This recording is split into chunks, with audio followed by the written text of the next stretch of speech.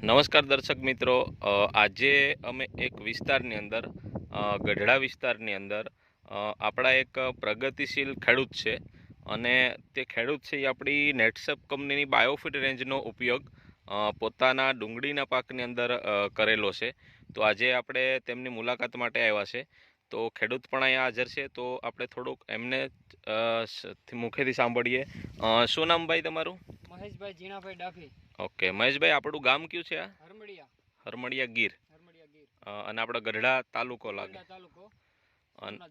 Okay, અને મહેશભાઈ તમારો mobile number જરાક દર્શક મિત્રોને. નંબર 9749526031. ઓકે મહેશભાઈ, આપણો આ ડુંગળીનો પાક અત્યારે દેખાય છે, આપણે આ કયા મહિનાનું વાવેતર હશે?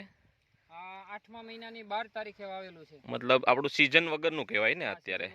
અને અત્યારે આપણે જે આ ડુંગળી દેખાય છે એ કેટલા દિવસની હશે? ઈ 2 મહિના ને 11 દિવસની થઈ છે. બરાબર, 2 મહિના ને 11 દિવસની ડુંગળીનું આ વાવેતર છે. અને આ તમારે કેટલા વીઘાનું વાવેતર? 30 વીઘાનું વાવેતર છે. મતલબ આ ટોટલ આખું ગણો તો તમારે 30 વીઘાનું વાવેતર છે.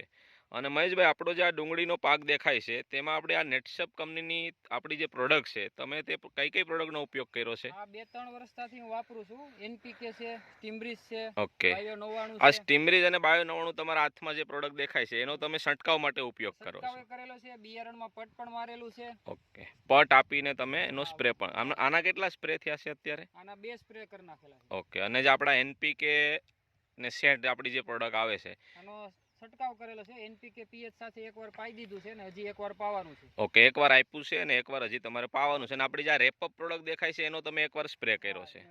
ઓકે, અને મહેશભાઈ, તમે જે આપણે આ નેટસપની પ્રોડક્ટ તમે ડુંગળીનું વાવેતર કેટલા સમયથી કરો છો?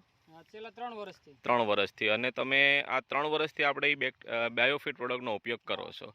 તો આ પ્રોડક્ટ જે તમે વાપરી છે તમારા ડુંગળીની પાકની અંદર, અત્યારે આ સિઝન વગરનું વાવેતર છે, તો ઘણા બધા ખેડૂતોનો પ્રોબ્લેમ છે કે આ સિઝનમાં ડુંગળી ખરસાળ વસ્તુ છે અને આમાં રોગનું પ્રમાણ વધારે છે. તો એવું કંઈ આપણે પાકની અંદર અત્યારે દેખાય છે?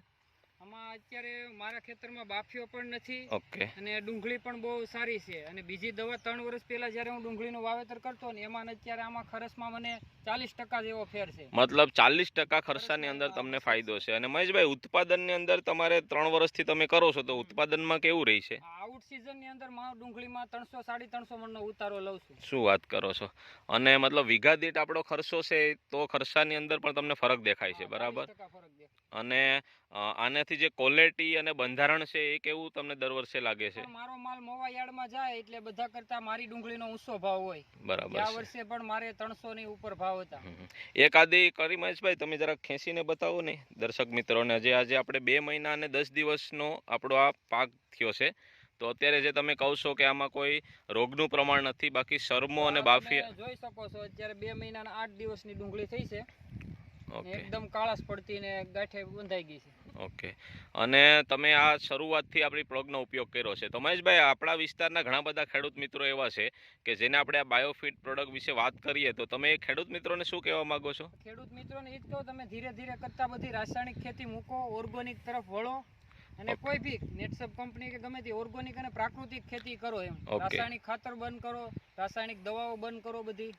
અને ખેડૂત મિત્રોને આ બાયોફિટ પ્રોડક્ટ તરફ વળશે તો ખેડૂતોને ખર્ચામાં અને ઉત્પાદનમાં પણ બચશે અને ઉત્પાદન પણ બીજા કરતા સારું મળશે. અને જે જમીન છે આપણી એની અંદર જમીન પણ સુધરશે. બરાબર. અત્યારે જમીન ખેડવામાં ને એમાં તમને કેવું લાગે છે આ 2-3 વર્ષથી પ્રોડક્ટ વાપર્યા પછી? ખૂબ જ સારું. ઓકે, તો આજે ખરેખર આ બધા ખેડૂતોને પ્રોડક્ટ વાપરવી જોઈએ કે નહીં? બધાને વાપરવી જ જોઈએ.